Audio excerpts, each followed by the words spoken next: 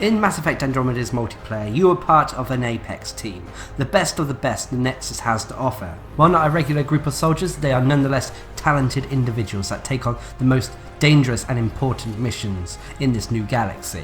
In this series, we are going to take a look at the various class builds for the various characters in the game's multiplayer. So with that in mind, I'm Darcblade, and let's take a look at the next character in our series of Mass Effect Andromeda Multiplayer class guides, the Human Kineticst. As always, remember that these guides are aimed at the harder difficulties in the game and are made for level 20, at least rank 10 characters or above. This is because at rank 10, you will have all ability points to spend on your character's build. The Human Kineticst, another ultra rare character, that is currently the only ultra rare human character in the game. On paper, she's a standard biotic, however, through a unique passive available only to her, she becomes something monstrous. This passive is Biotic Ascension, and it's what sets her apart from other Biotic users. But anyway, I spec the Human Kineticst as follows. First, I max out Pull, going up to rank 6, putting points into Biotic Drain over Anti-Shields. Now this can be really a personal preference choice. Anti-Shield will allow your Pull to do a little bit of damage to shielded enemies, and even pull them if the shields are completely taken away through anti-shields and they have a red health bar underneath the shields. However, I took Biotic Drain to allow Pull to restore some of my shields, and thus increasing my survivability slightly with this character. This also links into Biotic Extension, but I'll cover that when I get to the passive. Next, with rank 5, I put points into Expose over Crush and Grip.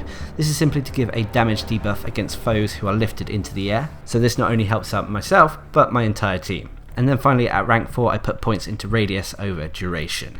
This is so Pull can potentially lift up 2 enemies into the air. Next with Throw, I only go up to rank 4, putting points into Damage and Force over Radius. This is to increase the damage of the ability. Now some people may be questioning why I don't go up to rank 6, putting points into Swift Detonation, and that is because again it's thanks to the Biotic Ascension passive.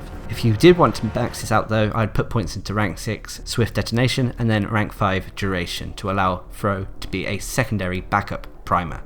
Although on the harder difficulties you'll find that there's less targets with simple red health bars. And then finally with the abilities, with Lance I go up to rank 4, putting points again into Damage and Force over Radius. If you did want to max this out, dropping points elsewhere, I would go up to rank 6, putting points into Knockdown, and then rank 5 Focus Blast.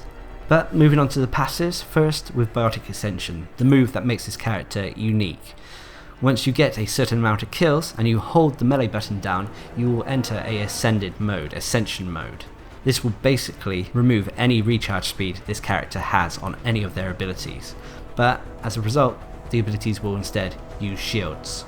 So, as such, I go up to rank 6, putting points into Efficient Ascension over Devastating Ascension. Now veterans may argue Devastating Ascension is better, and on paper that is probably true.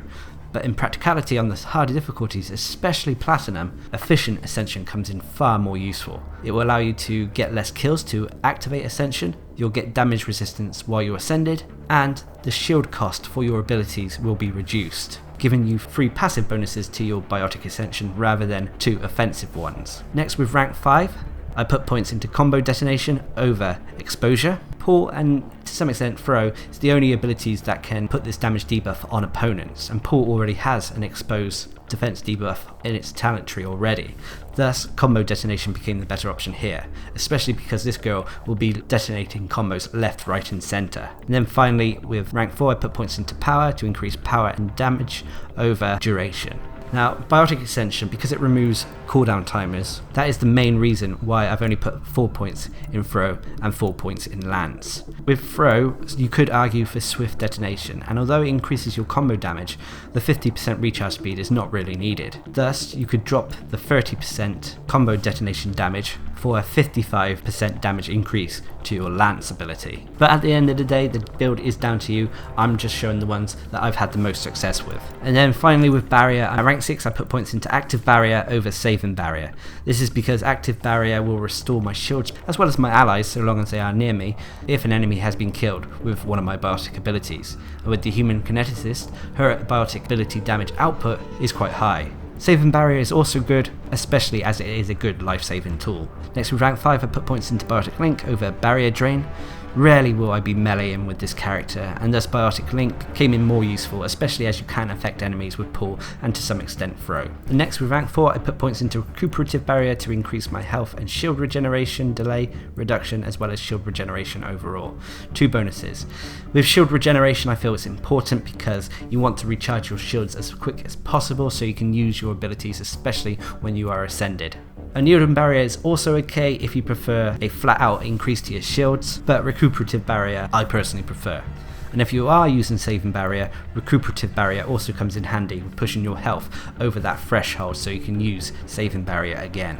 As for weaponry, take something that is quick to prime enemies, something like the Paw, Hurricane or other rapid fire weapon. Although remember, you don't want to weigh yourself down too much with weaponry, even with Biotic Ascension that removes cooldown timers.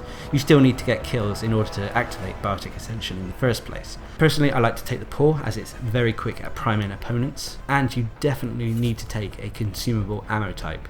Disruptor ammo being your first choice as it can prime any target, followed by incendiary or cryo ammo. As for your gear mod, go with something to either increase your biotic damage or your shields and survivability. Now moving on to the heart of the episode to talk about the human kineticist's moves and abilities. Their first move is Pull, found on a lot of adept characters. Once used, the human kineticist will throw out a homing ball of biotic energy that when it hits an opponent will lift them into the air. There they will helplessly dangle in the air, allowing you to easily take them out. However, you can only lift into the air unprotected foes, so that's opponents with just red health bars. If they have shields or armor, it won't affect them. Once they're in the air, they will take more damage from you and your foes thanks to the exposure augmentation, but more importantly, they will be primed for a biotic combo. For the human kineticist, you can then follow Pull up with Throw or Land to activate that biotic combo.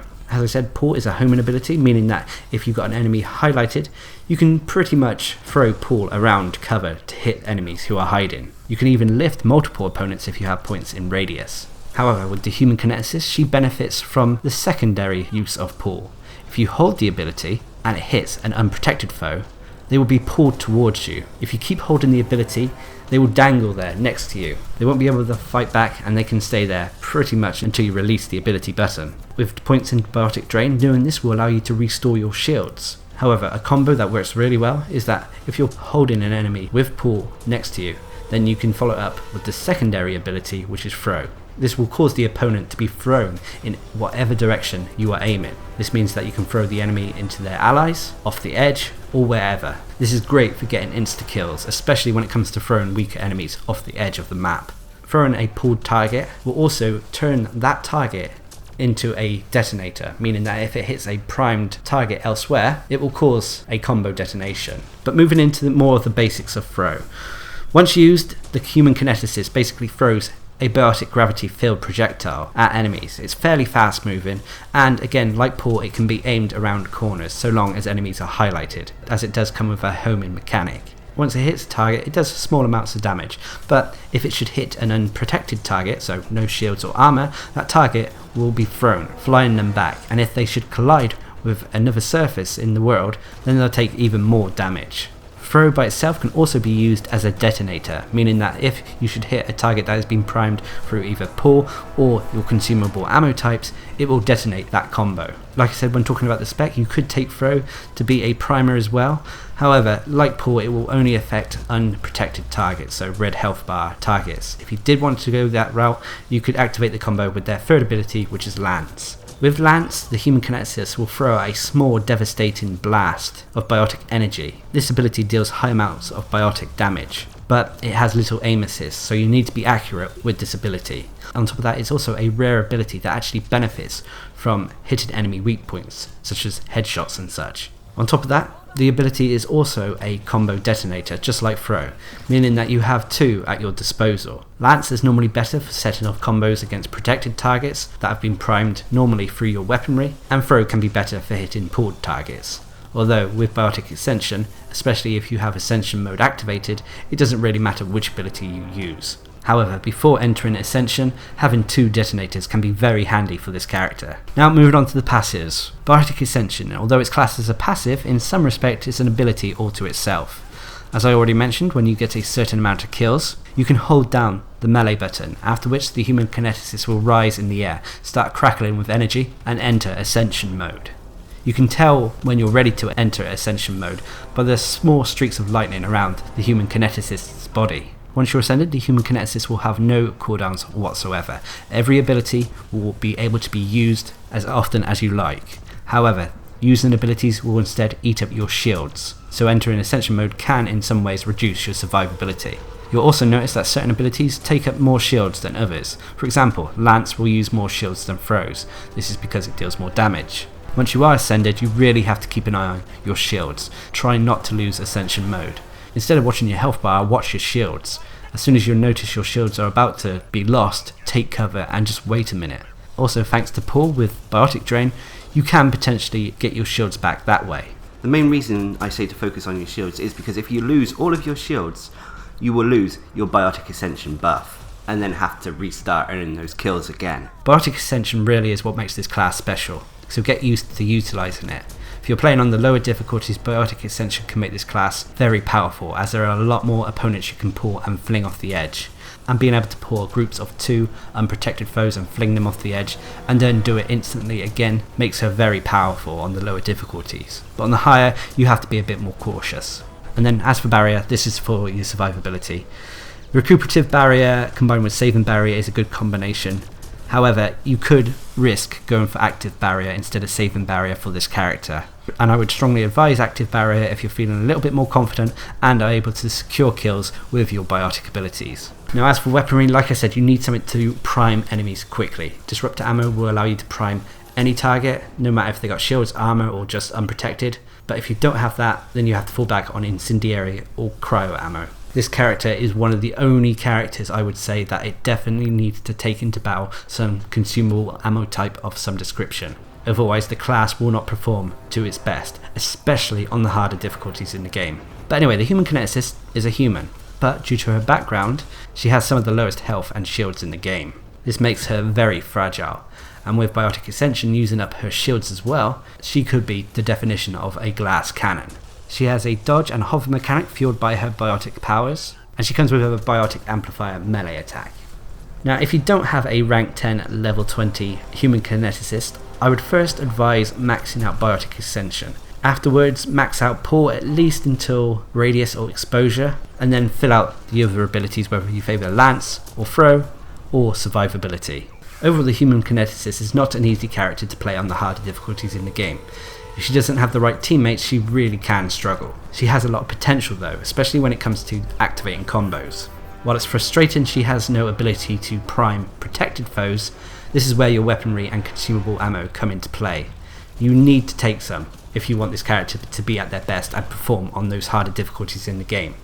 On the lower difficulties, it's not vital at all. You'll be able to play her fine. She can even dominate on the lower difficulties without any consumables. Remember to keep an eye on your shields and maintain Ascension mode as long as possible. Also, one tip with Biotic Ascension is that if you activate the ability, it will instantly restore all your shields, which can be handy if you've just lost them all. The biggest tips I can give you for this character is to prime as many targets as you can, then detonate them with either throw or lance.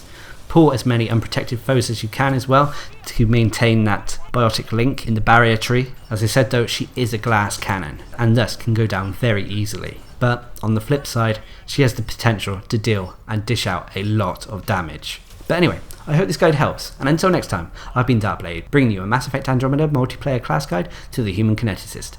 Hope you enjoyed the video, thanks for watching, subscribe and like for more.